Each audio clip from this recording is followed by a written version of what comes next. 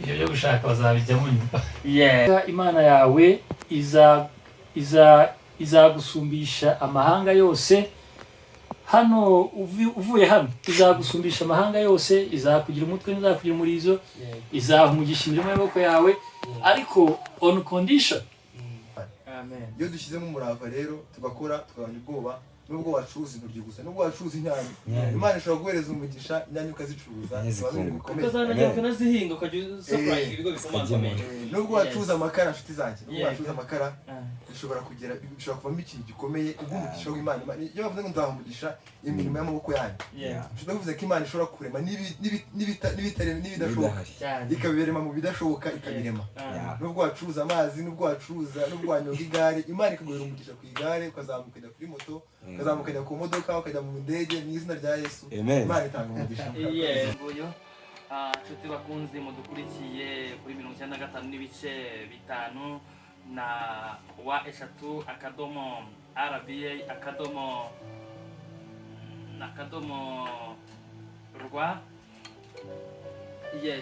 Abadukurikiye kuri RBA cyangwa se Radio Nyagatare, Radio Nyagatare 95 n'ibice bitanu, no kuri wa3RBA_rwa. Ibi ni bamwanya w'ikiganiro cyanyu, aricyo kiganiro cyacu cya Gospel House, aho tujya tuganira ku ijambo ry'Imana, tunumva n'indirimbo tuba turi kumwe n'abaramyi akenshi buri wa gatandatu. Ntabwo tuba twayobagiwe kugira ngo tubataramishe tugera ku mpera z'umwaka, ndetse dushaka no kubinjiza mu mwaka mushyashya wa 2026. Uyu munsi nk'uko bisanzwe tugiye gutangira dusenga, tutangira tunaramya. Reka nsabe umwe mu baramyi Gilbert sengere turagize Imana, arashima Imana kuba yaturinze uyu munsi, asoza muhita muzamura n'indirimbo minota 5. Turagushimiye Imana igira neza, tugushimiye ko uri Imana ikomeye, tugushimiye ko wabanye natwe buri munsi wose, tugushimiye ko watugiriye neza, ntuhabwe icyubahiro. Abanyarwanda turagushimiye, tugushimiye Kristo ko turi kugera ku mpera z'umwaka wa 2025. Hari benshi bapfuye, hari benshi batambutse, ariko twebwe turacyari bazima, ntuhabwe icyubahiro Kristo. Umwanya rero tugiye kuramya ndetse no guhimbaza, turakwinginze kugira ngo ubane natwe, ureke ubwo turirimba wakira amashimwe yacu, komeza kubana natwe Kristo, mu izina ry'abakozi. Amen.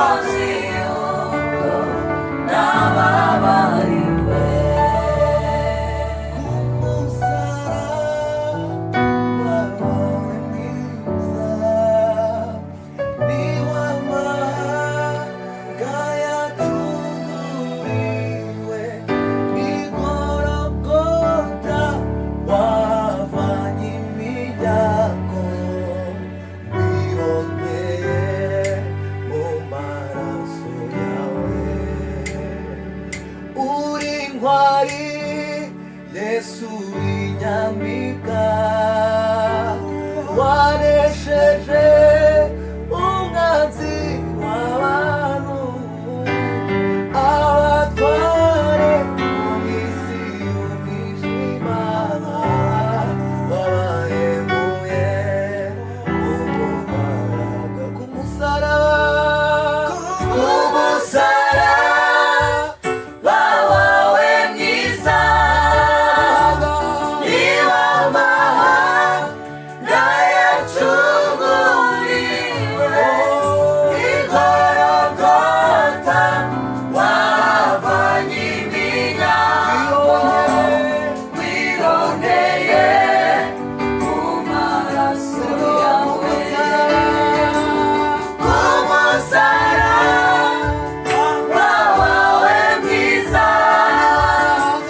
niwo mahanga yacunguriwe igorogota wavanye iminyago wirondeye mu maraso yawe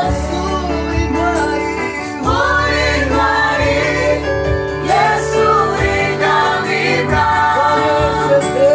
wanesheje umwanzi w'abantu abatware mu isi y'umwijima wabahemuye umugaraga Yesu intwari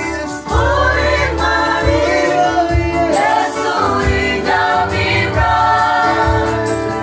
wanesheje umwanzi w'abantu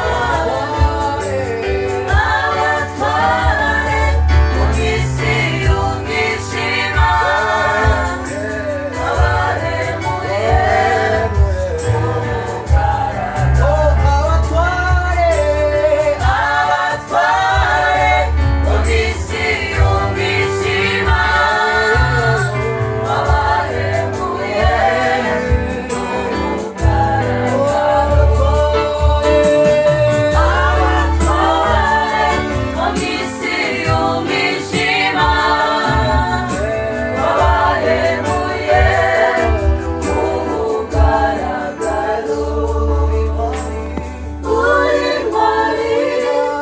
Yesu inyamibwa wanesheje umwanzi w'abantu abatware bo mu isi y'umwijima wabahemuye umugaragaro uri intwari Yesu inyamibwa wanesheje umwanzi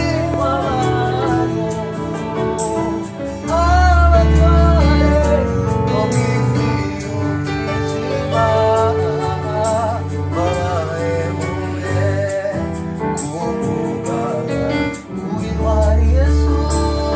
uri intwari Yesu inyamibwa wanesheje umwanzi w'abantu abatware bo mu isi y'umwijima wabahemuye ku mugaragaro. Yes, Morning Star barakoze cyane mu ndirimbo nziza cyane umwanya wa mwiza cyane kumuremba neza cyane muri Petera hehe niko dirija haya ni dirija ninde Dive oya umuntu ushinzwe kugorora amajwi cyangwa se gutoza abaririmbyi amajwi urimba neza ni Dive ni wowe Dive muri Petera hehe kugira ngo nanjye nzabasure ndewe niba ko menye ko nanjye naririmba nkabo murakoze ku kibazo cyiza iyi ni worship team yitwa Morning Star isanzwe tukaba dukorera muri campus ya Nyagatare ishami rya Nyagatare kaminuza nkuru y'u Rwanda n'ubundi dukorera muri campus aho bakunze kwita Mbombo muri couple yitwa Bombo, aho bita Bombo niho dukorera. Yes, Diva arakoze cyane, ndashimira Morning Star, ni worship nziza cyane ikora hano muri kaminuza ndetse ikaboherezwa muri association ya ba Methodiste, abanyeshuri cyangwa se AGMR, abanyeshuri biga muri kaminuza bibumbiye muri association yitwa AGMR, Methodiste Libre mu Rwanda, ariko abanyeshuri. Rero tugiye gutangira ikiganiro cyacu nkuko bisanzwe, tuba turi kumwe n'abatumirwa, maze kubamenyera, nagira ngo buri wese aragenda yivuga izina rimwe cyangwa se amazina yombi kugira ngo ducunguze uburyo umwete asigaye. Duhita tujya kuri topic yacu kugira ngo umwanya turaramije umwanya uhagije. Rero ni tutongera kubona undi mwanya mubyihanganire. Nizere ko abadukurikiye mukomeze kuryoherwa n'ikiganiro cy'uyu munsi. Nizera ko impera z'umwaka zirimo zirabagendera neza, zirimo zirabagendekera neza, niko nabivuga. Abadukurikiye mu mirenge 14 yo mu karere ka Nyagatare, karere ka Gatsibo, karere ka Kirehe, na Rulindo baradukurikira. Hari abaduhamagara bakatubwira ati baradukurikira cyane. None ibintu byaroroshe, ubu ni kuri murandasi wa eshatu.rba.rw, ni ukuvuga ngo ku isi yose baradukurikira. Rero nizere ko mudukurikiye muri benshi cyane, kandi mu kanya muri buze kutuhamagara tubakira muduha inyunganizi n'ibitekerezo ndetse munabaza n'ibibazo. Uyu munsi dufite topic ivuga ngo nzaha umugisha imirimo y'amaboko yanyu. N'Imana yavuze ngo nzaha umugisha imirimo y'amaboko yanyu. Hari abantu bajya gusenga cyangwa se abantu binjiye mu Mana cyane ku buryo ibintu byose babihaye Imana ku buryo batanakora. Batanakora, akagenda gusenga akavuga ati Imana iki kizagikora. None se nudakora warangiza ukavuga ngo ugasoma ijambo ry'Imana ukavuga ngo nzaha umugisha imirimo y'amaboko yanyu, urumva uzakurikira ijambo ry'Imana? Uyu munsi rero tugiye kuza gusobanurirwa, turi kumwe na Pastor Julius kuva muri New Life Bible Church, Paruwasi ya Nyagatare. Uyu munsi araza kudusobanurira ndetse namwe muraza kuduha n'ibitekerezo ndetse n'inyunganizi. Uyu munsi ibintu biba bimeze neza cyane. Pastor, uraho neza? Uraho neza Kado. Weekend yagenze gute? Imeze neza cyane. Uyu munsi twari dufite ubukwe ku rusengero, byari bimeze neza. Ni umugisha kabisa. Ni umugisha, gushyingira ni umugisha. Nizere ko n'abaririmbyi bacu benshi bari hafi kubitegura, no muracyari abanyeshuri ngira ngo. Ubuse ntabwo harimo barimo abangaba umurimo wo kurongorwa no kurongora ntabwo bafite inshingano zo kwiga muri iyi minsi. Baracyafite inshingano zo ariko babanze bige. Kera tukikiga niba ari kubera ko twe twize turi bakuru. Wasanga harimo abadamu n'abapapa. Ubuse nabwo niko bimeze cyangwa? Wenda birashoboka, ariko tube tubarekeye ibyo bashinzwe kuko n'imyaka yabo turayibona. Reka twe kubarushya, babanze bige babone amanota, hanyuma ibyo byo gushaka bazabijyamo nyuma. Yes. Dushimira cyane abantu bakomeje kudukurikira. Pastor, tujya kuri topic yacu ivuga ngo nzaha umugisha imirimo y'amaboko yanyu. Iyo dusomye ijambo riri muri Bibiliya ngo nzaha umugisha imirimo y'amaboko yanyu, hari benshi babyumva ugutandukanye, ariko turagira ngo uyu munsi twifashishije ibyanditswe byera udufashe udusobanurire iryo jambo, uwo murongo wo muri Bibiliya. Sawa, ni karibu Pastor. Murakoze cyane. N'ubundi ndifashisha Bibiliya kuko iyo nteruro cyangwa iyo phrase wayikuye muri Bibiliya. Ni phrase iboneka mu gitabo cyo gutegekwa kwa 2, ibice 28 umurongo wako wa 12. Ndagira mbanze mpasome mbere yuko winjira mu kiganiro. Uwahageze yahasoma kuko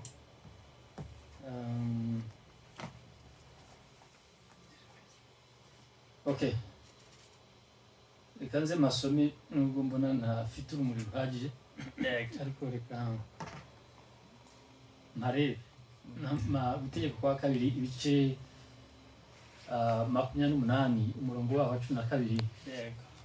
Haravuga ngo Uwiteka azagukingurira ijuru, ububiko bwe bwiza, ngo ajye akuvubira imvura mu bihe byayo, ahe umugisha imirimo ikuva mu maboko, imirimo ikuva mu maboko yose uzaguriza amahanga menshi, maze ntabwo uzayiguzaho. Uwiteka azaguhindura umutwe, ntazakugira umurizo.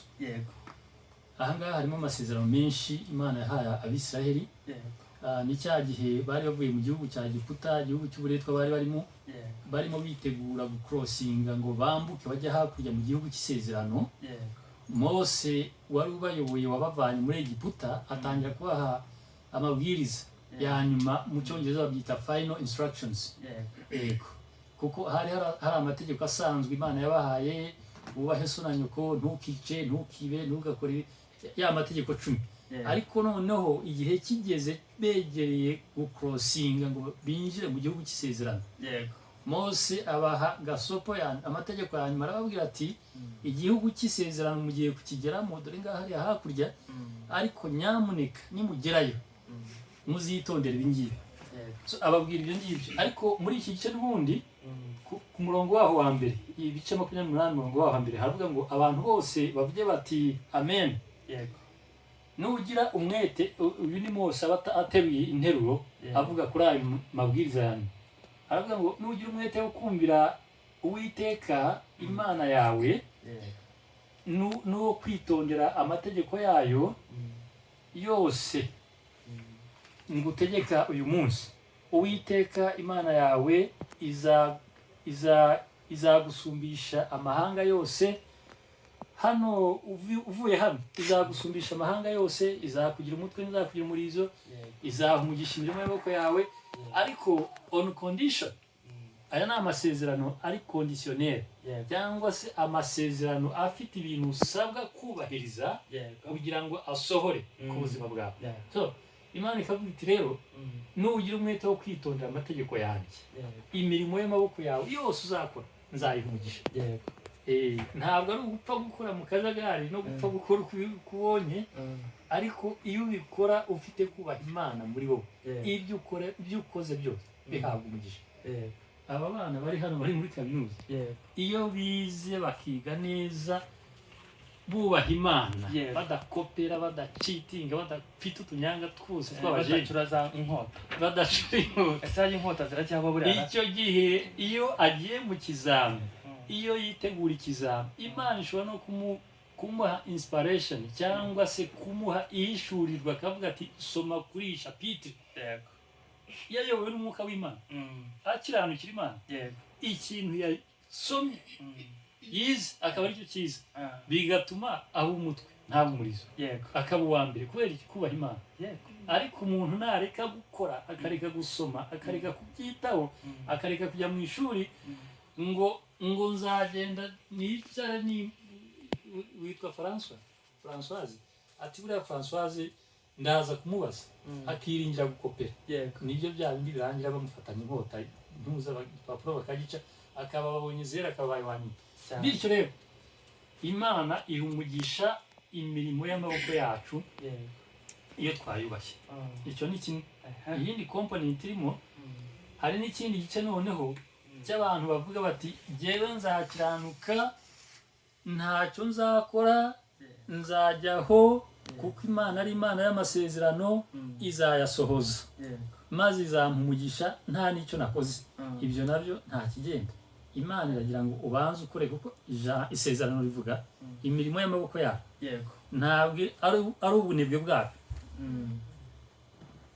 Ntari nahava reka nifashishe ikindi cyanditswe kiri mu Itangiriro, aho Imana yaremye umuntu, irema ibintu byose yaremye, irema isi n'ijuru, irema ibimurika, irema umwijima, irema umucyo, irema inyanja n'inyamaswa n'amatungo byose, irema n'ubutaka n'ibiti n'imirima n'ibiti byose.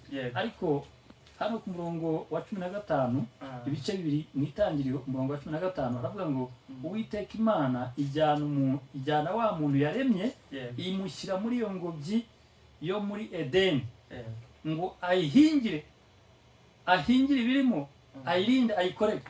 Muri make Imana mu kurema kwayo, muri gahunda yayo, yaremye umuntu, imuha mandate, imuha inshingano yo gukora. Ntabwo ari yo gushyira amaboko mu mifuka, ntabwo ari ntabwo ari iyo kujyaho gusa ngo adamaraye.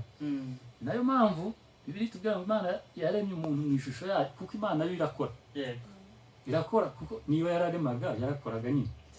Ntabwo wabwira ikintu ngo kibeho kikabaho ngo uvuge ngo nta kazi kakozwe. Akazi kaba kakozwe. So Imana irema umuntu mu ishusho yayo kuko nta kindi kintu Imana yahaye inshingano yo gukora. Inyamaswa n'ibiki byose n'ibitera biba hano hepfo birya ibyo bitakoreye. Urahinga kuko cyo nyine muri mandate gifite mu kuremwa kwacyo ntabwo cyaremewe gukora, cyaremewe kona nyine gisanga ibyeze kikabyona. Ariko umuntu we yaremewe gukora agakreya ubuzima, agashyiraho ubuzima nk'uko Imana nayo yabushyizeho, agahinga igihingwa kikera, akagisarura, akacyitaho, akakibungabunga, akabagara. Noneho ibyo nibyo bigaragaza kamere y'Imana Imana yashyize mu muntu. Paul nawe mu Batesalonike ba kabiri, Abatesalonike ba kabiri ibice 3 umurongo wa 10, yaragiye areba akavuyo kari muri iryo torero ry'Itesalonika, aho abantu barimo babyuzinga generosity cyangwa se ubuntu abandi babagirira, kuko burya muri ubu buzima ubwami bw'Imana turimo harimo abantu bagira ubuntu. Akavuga ati jewe uyu munyeshuri kanaka uyu ufite amarinete nkanjye namwise Françoise yitwa natubwiye yitwa nitwa Hozana irakomeye. Hozana irakomeye. Akavuga ati Hozana jewe ngiye kuzamurira Minervale kuva avuye mu wa mbere kugeza arangije kaminuza. Ubwo si ubuntu agize se cyane.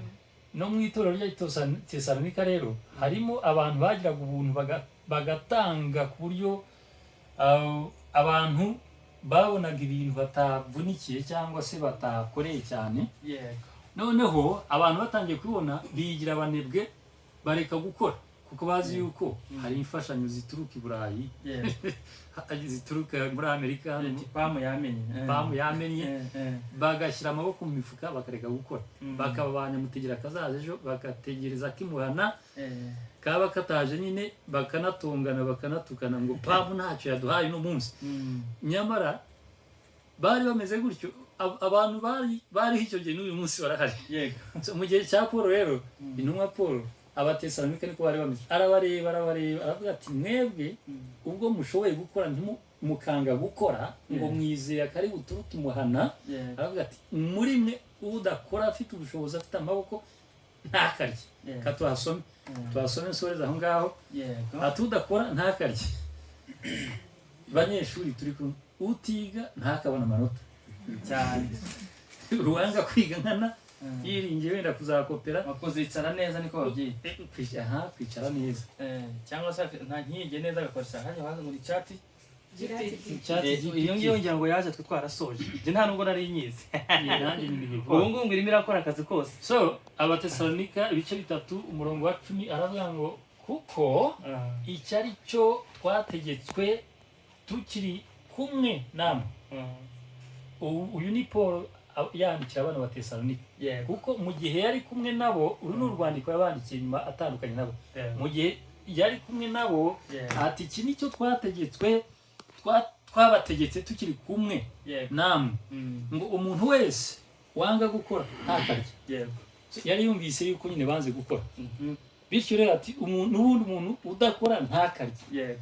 Rero nsoza, Imana ni koko iha umugisha imirimo y'amaboko yacu, ariko iha umugisha imirimo y'amaboko yacu iyo tunubaha, iyo dukora imirimo yose dukora tunubaha, tubona faveri y'Imana, tubona igikundo cy'Imana, ibyo dukora byose bikagenda neza. Twahinga imvura ikagwa tukeza, ariko nta gitangaje iyo umuntu ahinze adakiranuka imvura ntigwe bikarumba. Birashoboka rwose, birashoboka. Ariko rero iyo dukiranukira Imana ishyiramo favor, ibyo twakoze byose bikunguka ntibirumbe. Ariko icyo ni kimwe. Ikindi, iyindi component iri muri iki ngiki ni uko umuntu akwiye gukora, kuko gukora ni inshingano. Ntabwo wavuga ngo yewe nziberaho mu mwuka gusa gukora mbireke, kandi Imana yarategetse ko dukora. Twamara gukora tukagerekaho gukiranuka Imana igahugisha imirimo y'amaboko yacu. Yes. Murakoze. Pastor arakoze cyane. Reka nakire Gilbert. Gilbert agera mikoro. Iyo dusomye ijambo ry'Imana rivuga ngo nzaha umugisha imirimo y'amaboko yanyu. Iyo utekereje iryo jambo ry'Imana, n'icyo uhita utekereza?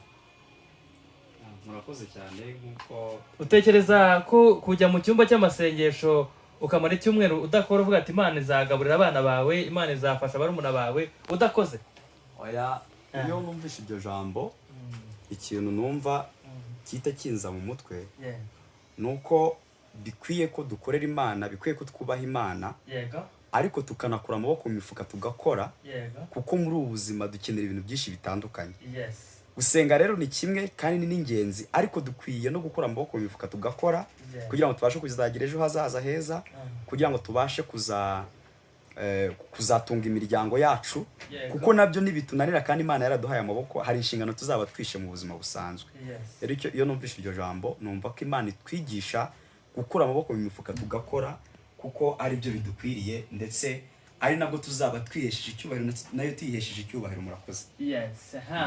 Reka nakire hari umukobwa uri wajyanye na pasiteri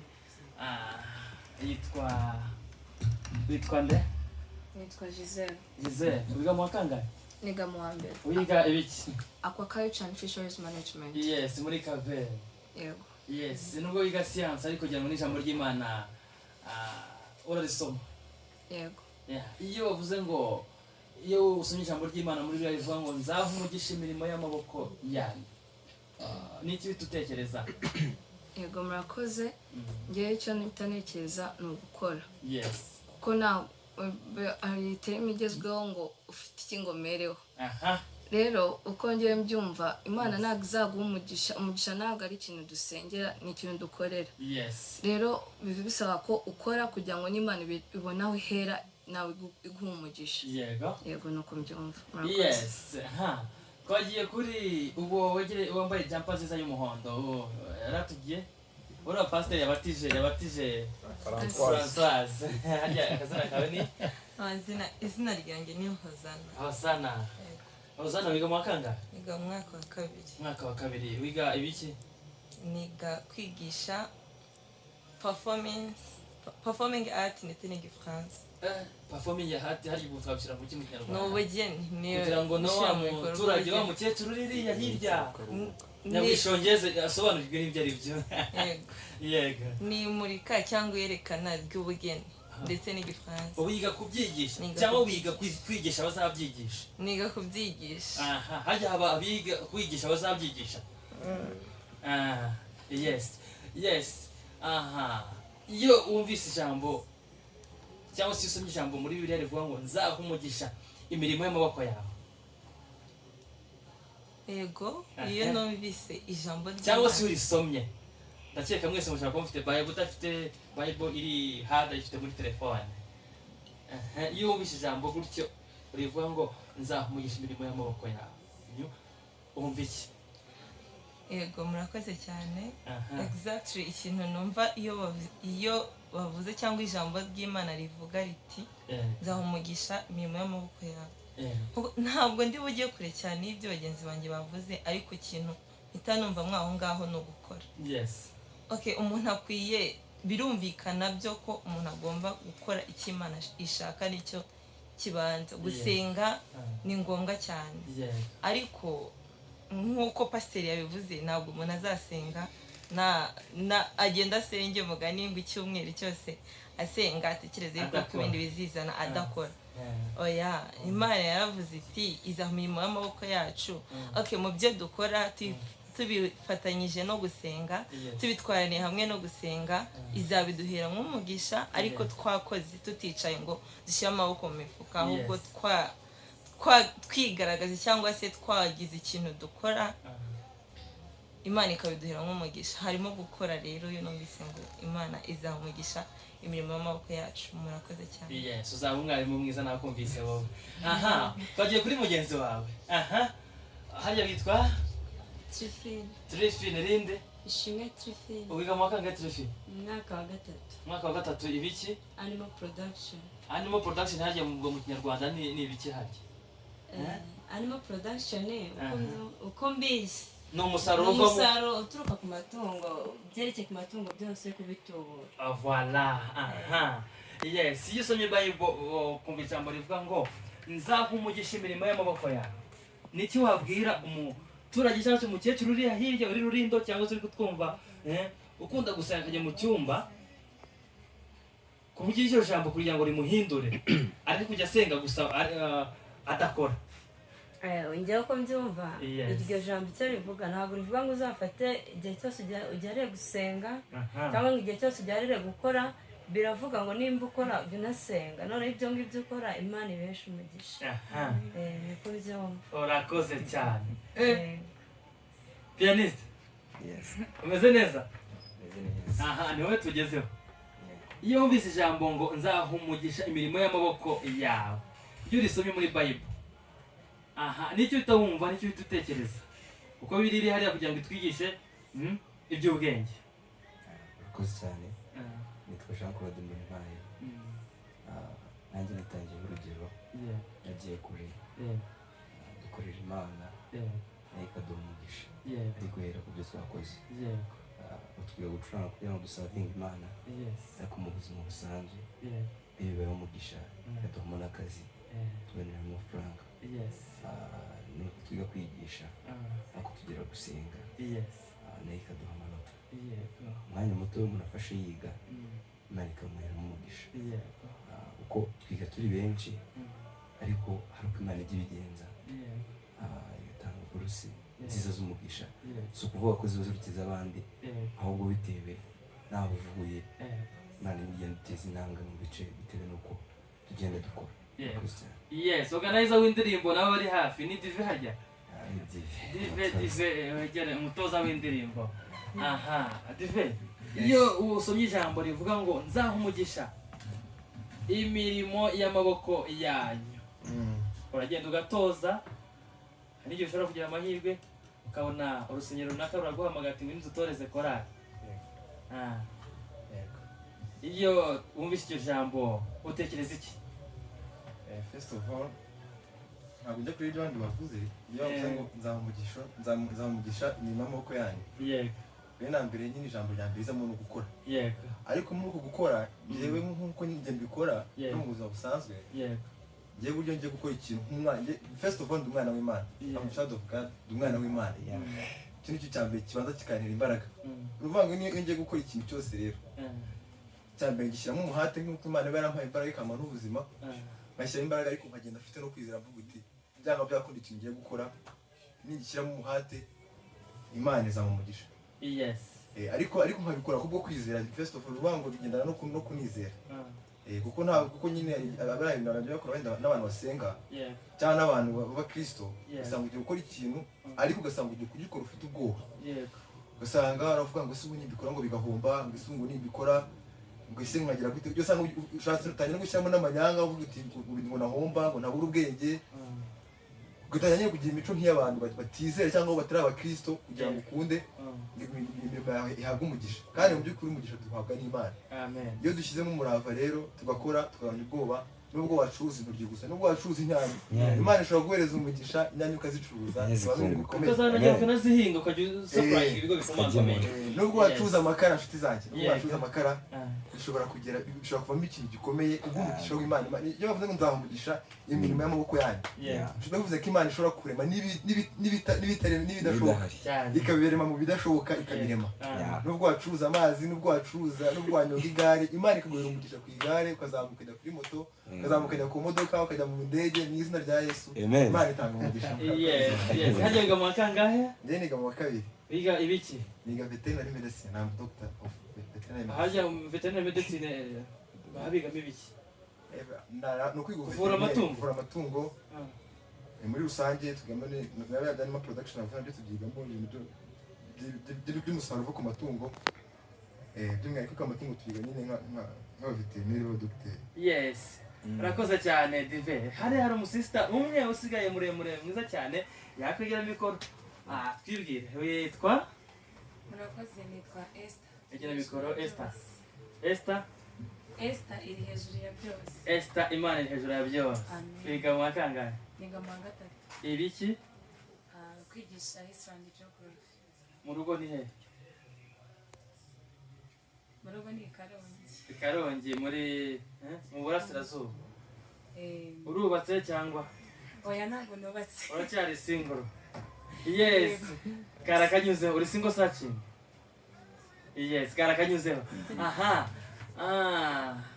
iyo usomye ijambo ry'Imana uko biri kose uko nkubona ushobora kuba ukunda ijambo ry'Imana kandi uwo murongo ushobora kuba warawusomye nzaha umugisha imirimo y'amaboko yanyu iyo risomye wumva ikimaga mu makeya yego murakoze cyane icyambere baravuga ngo nzaha umugisha imirimo y'amaboko yanyu cyane twumvamo no gukora then nyuma yo gukora Imana irahereza umugisha ibyo twakoze yego pasiteri mukanya ndisomye ijambo ryiza cyane aravuga ngo ntabwo nari nzi ko riba muri Bibiliya netse nyine sinzi ukuntu nabivuga ariko baravuga ngo udakora ntakarye yego rero urumva iryo jambo riraza rishyigikiye rivuga ngo nyine nzaha umugisha imirimo y'amaboko yanyu icyambere nidukore mu bushobozi Imana yaduhaye kuko yaraturemye idushyira ku isi kugira ngo dukore hari byinshi yashyize nyine kugira ngo tugende tubikorera then muri uko gutinyuka muri uko kwizera Imana nayo izuroroka kuko twe bwa mbere twateye intambwe twashatse gukora bidashatse gukora ukagenda ukaryama Imana nayo ntabwo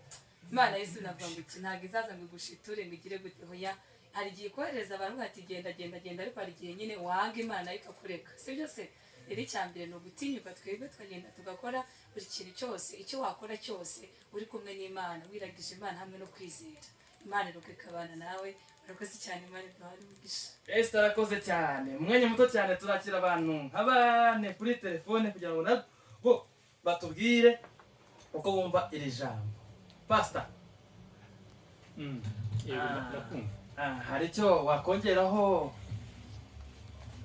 kuri iri jambo nzaha umugisha imirimo y'amaboko yanyu ndashaka gushimangira yuko uko ni ukuri kw'ijambo ry'Imana ni isezerano ni ukuri iyo dukoze Imana iduha umugisha ariko ni umugisha uri conditional cyangwa se ufite ibintu dusabwa kubahiriza kugira ngo uwo mugisha tuwubone uvuye mu maboko yacu rero ntabwo twapfa gukora gusa uko tubonye tuvuge niba ntangiye gucuruza butike ngatangira gucuruza nakunguka aho gufata amafaranga nungutse ngo ntangeho umusoro ku nyungu nkawurya nkawunyereza nindangiza ngo ntekereze yuko butike yanjye izavamo supermarket kubera iki ndimo ndica ihame ry'Imana kuko umugisha w'amaboko yanjye nkubona ari uko nakiranutse gukiranuka rero nkiranuke ntabwo umusoro ku nyungu ngandukire leta kuko leta nayo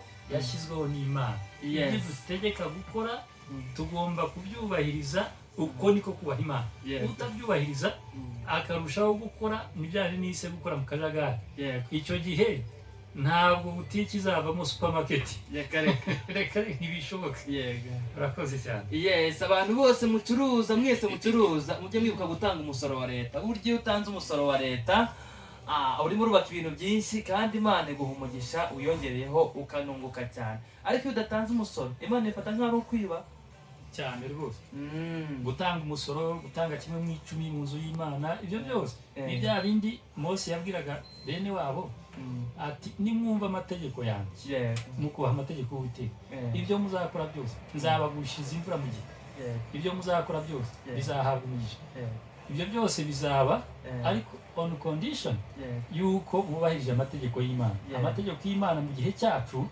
harimo ibyo byose ni gukiranuka mu nzu y'Imana niba uri umucuruzi gukiranuka mu byo leta ikugomba ibyo byose ibyo iyo tubyubashye tukanakora ibyo dukora business dukora zirunguka mu izina rya Yesu. Yes, pastor arakoze cyane. Tugiye kwakira abantu kuri telefone muraduhamagara kuri 0786 ni radio Nyagatare mukomeje kumva ngiye mwumva kuri mikoro ndi musore Kado. Reka twakira abantu nka 3 cyangwa se 4 kuri telefone mbere ko dusoza nabo bagira icyo batusangiza kuri iyi topic ivuga ngo nzaha umugisha imirimo y'amaboko yawe. Alo, radiyo Nyagatare, alo. Mwiriwe neza, witwa nde, uherereye he? Yes, Rwemasha muradukurikiye. Cyane rwose Imana ibahe umugisha. Yego namwe. Hari ijambo mwakomeje kuvuga ngo Imana izaha umugisha amaboko. Imirimo y'amaboko. Iyo ngewe mbyumvise numva ko ugomba gukora. Yego. Hari umugana w'isi bajya bavuga. Yego. Ngo hatari ifoto nta kiba cyabaye. Yego. Uriya rero gukora. Yego. Ni byiza cyane kubera ko Imana ntabwo yakoreye uryamye mu buryo utabigize ngo ujye gushaka amafaranga, ujye gushaka ibitunga umuryango, uryame usinzire gusa oya. Yego. Burya rero iyo ufashe yanjye ugahaguruka. Yego. Ushobora ugasenga atari ko Mana rwose iyo nbyutse amahoro nta bugingo mbabara. Yego. Ntakikomeza umugisha ni ukuri kandi utagira kugira ngo umugisha uboneke. Yego. Kuba rero Imana yaragaragaje ayo magambo. Yego. Ko urabizi ko abisi bajya bavuga ngo ibya Kayisari bihabwe Kayisari. Yego. Iby'Imana bihabwe.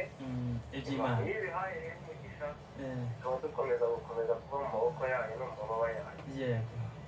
Murakoze kandi pasita kandi akomereza aho rwose. Sawa urakoze cyane. Ndamukunda cyane rwose. Yego uzana dusore ku rusengero hano hakurya Mirama. Kandi nzagerageza mu bushobozi bw'Imana nzaza. Sawa sawa urakoze cyane. Reka twakire undi muntu kuri telefone.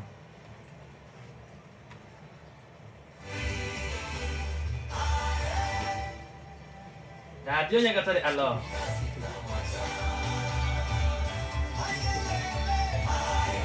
Radiyo Nyagatare, alo. Alo, mwiriwe neza. Yes, witwa nde, uherereye he? Yego.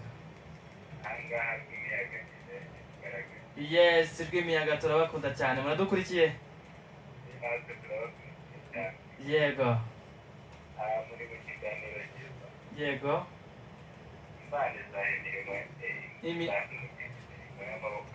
Yes. Yego.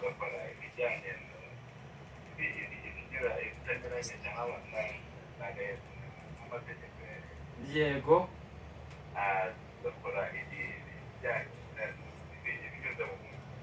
Binyuze mu mucyo. Yego. Yego.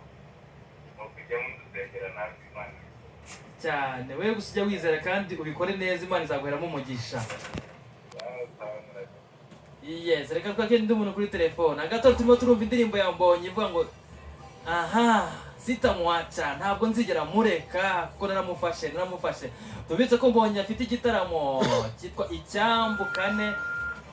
Reka twakire undi muntu kuri telefone. Radiyo Nyagatare, alo. Witwa nduherereye he? Nabo Mukama. Yes, Mukama munadukurikira. Abakurikiye cyane. Yego, wumvise topic turiho ivuga ngo nzaho umugisha imirimo y'amaboko yanyu. Buriya iyo ngingo buriho. Yego.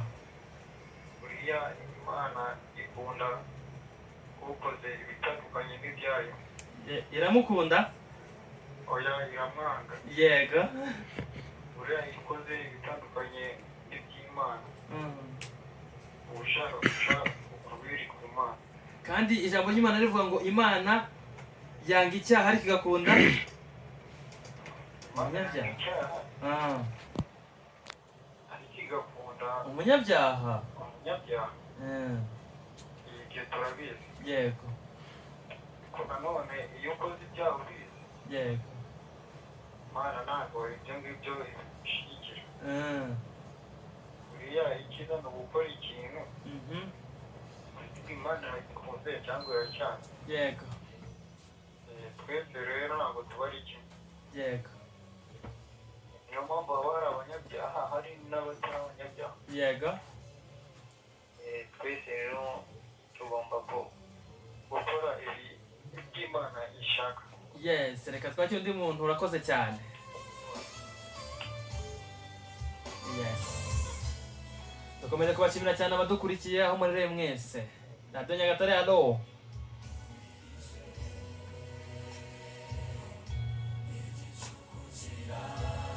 Yes, ndabona.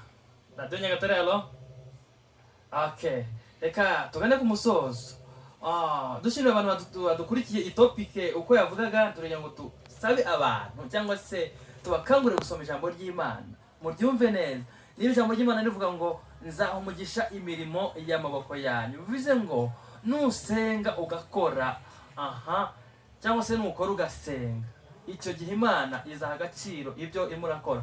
Nujya guhinga mu murima ukatura, kera hari ababyeyi bajyaga guhinga mbere yuko batangira gukubita isuka mu murima cyangwa se agiye kubagara akabanza akiragiza Imana. Icyo gihe Imana iguheramo umugisha muri ibyo bintu byawe, utavuze ngo ugiye gusenga gusa udakora.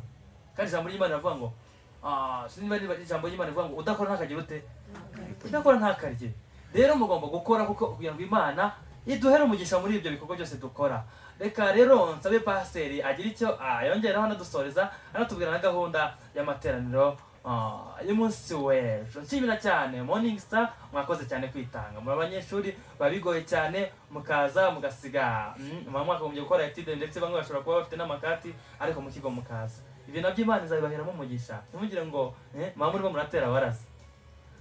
Imana izababeremo umugisha. Kandi mwakoze cyane n'abantu bishimiye cyane. Dushimira Manzi wari uri ku buhanga bw'ibyuma. Reka nakire pasiteri anasenga anadusoreza dusubira mu mago yacu. Bashimira mwese mwari mudukurikiye aho muherereye. Uwo mwari muri kuri mikoro ni Musore Kado. Pastor, isengesho niryo riri budusoreze. Urakoze cyane. Yego, urakoze cyane. Nsoza reka mvuge ngo udakora abishoboye ntakarye. Ariko udakora kubera yuko atabishoboye wenda kubera impamvu z'ubumuga, ubu dukwiye kumutabara tukamuba hafi akarya, kuko ibyo nabyo ni ihame ry'Imana. Rero kadusoreza ahangaha. Nshimira abadukurikiye n'ibitekerezo byatanzwe, ndetse n'abanyeshuri ba kaminuza baje kuba natwe muri kiganiro. Ni ukuri kuramya kwabo kuradufasha gutuma ikiganiro cyacu kigira ubuzima. Batumiye mu materaniro y'ejo mu gitondo kuri New Life Bible Church Mirama. Tuzaba dufite iteraniro ry'icyongereza guhera 2:00 kugeza 3:30. Nyuma yaho tujye mu iteraniro ry'ikinyarwanda guhera 3:30 n'ubundi kugeza 6:30. Murararitswe urubyiruko muri Nyagatare. Kigoroba tuzaba dufite konseri y'urubyiruko. Namwe banyeshuri ba kaminuza turabatumiye, muzaba mwashoje amateraniro, muzaze dutarame.